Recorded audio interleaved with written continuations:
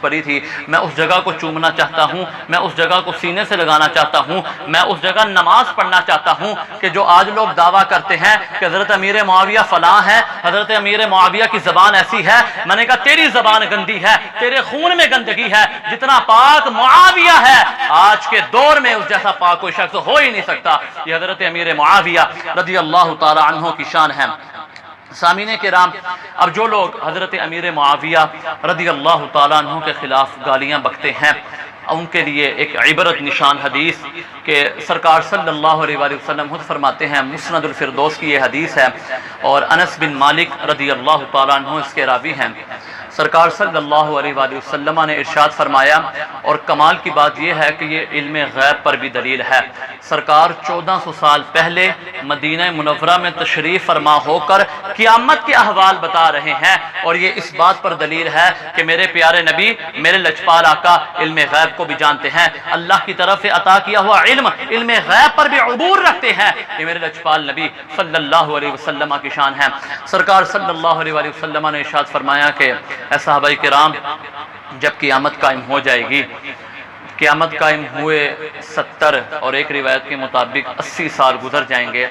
تو میرے تمام اصحاب، میرے تمام یار، میرے تمام دوست میرے پاس آ جائیں گے، ہم اکٹھے ہو جائیں گے، لیکن معاویہ 70 سال اور 80 سال ایک روایت کے مطابق گزر جانے کے باوجود بھی نہیں آئیں گے۔ پھر جب کچھ عرصہ گزرے گا، 70 سال یا 80 سال کا عرصہ گزر جائے گا، وقت تھوڑا سا طویل ہو جائے گا، پھر حضرت امیر معاویہ، عبارت یوں ہے یقبل معاویۃ علی ناقہ، حضرت امیر معاویہ رضی اللہ تعالی عنہ اونٹنی پر تشریف فرما ہوں گے اور اونٹنی پر بیٹھ کے میرے پاس آئیں گے، اور وہ اونٹنی بھی کوئی سادی نہیں ہوگی، آگے حدیث کے الفاظ ہیں من المسک، کستوری کی اونٹنی ہوگی، اور کستوری بھی دنیا والی کستوری نہیں بلکہ اللہ رب العزت کی رحمت والی کستوری ہوگی۔ تو وہ اونٹنی پر بیٹھ کے تشریف لائیں گے، تو میں ان سے پوچھوں گا این انتا، اے معاویہ تم کہاں تھے؟ تو حضرت معاویہ رضی اللہ تعالی عنہ عرض کریں گے فی روضہ، میں ایک باغ میں تھا۔ سرکار صلی اللہ علیہ وآلہ وسلم ارشاد فرمائیں گے معاویہ وہ باغ کدھر ہے؟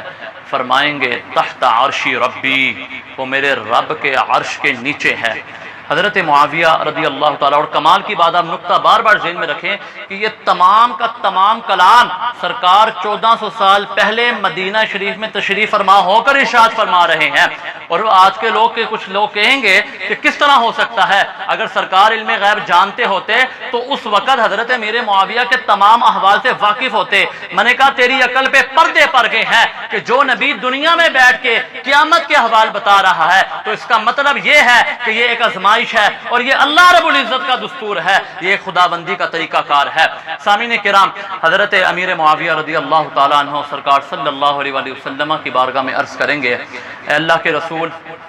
میں اپنے رب کے عرش کے سائے میں تھا، نیچے تھا، میرا رب مجھ سے کلام کرتا تھا، میں اپنے رب سے کلام کرتا تھا۔ سامعین کرام، حضور صلی اللہ علیہ وآلہ وسلم ارشاد فرمائیں گے اے معاویہ تم اپنے رب سے کیا کلام کرتے تھے، کیا گفتگو کرتے تھے؟ حضرت امیر معاویہ رضی اللہ تعالیٰ عنہ ارشاد فرمائیں گے کہ ایک مرتبہ اللہ عز و جل نے مجھ سے پوچھا اے معاویہ کیا تم جانتے ہو کہ میں کس سبب سے تم کو اپنے عرش کے سائے میں رکھا ہوا ہے؟ عرض کیا اے مولا، اے میرے رب، میں نہیں جانتا۔ لا، اللہ رب العزت ارشاد فرمائے گا اے معاویہ دنیا میں تیرے خلاف جہنمی کتے، وہ ذلیل، وہ خبیث تیرے خلاف بکواسات کرتے تھے، وہ تیرے خلاف بکواسات کرتے تھے، وہ جہنمی کتے ہو گئے، اور میں تیرے فضائل اور تیری فضیلتوں کو بلند کرتا گیا، اور تیرے فضائل اور تیری فضیلتیں اتنی بلند کی کہ میں نے تجھے اپنے عرش کے سائے میں جگہ عطا فرما دی۔ سامعین کرام، یہ حضرت امیر معاویہ رضی اللہ تعالی عنہ کی شان ہے۔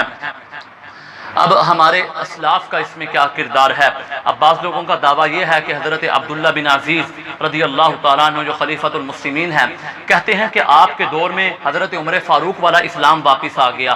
بکری نے اور شیر نے ایک ہی جگہ پر کھڑے ہو کر پانی پیا، اتنا اسلام نافذ ہو گیا، آپ نے ہر جگہ عدل و انصاف رائج کر دیا۔ کیا اب حضرت عمر بن عبدالعزیز افضل ہیں یا حضرت امیر معاویہ افضل ہیں؟ تو میں ان کو بتلانا چاہتا ہوں۔ عبداللہ بن مبارک رضی اللہ تعالیٰ عنہ ایک نیک بزرگ ہیں، ان سے پوچھا گیا کہ آپ بتلائیے کہ عمر بن عبدالعزیز جن کے دور میں اسلام واپس آ گیا تھا، جن کے دور میں عمر فاروق والا دور واپس آ گیا تھا، عدل و انصاف قائم ہو گیا تھا، آپ بتلائیے کہ عمر بن عبدالعزیز کا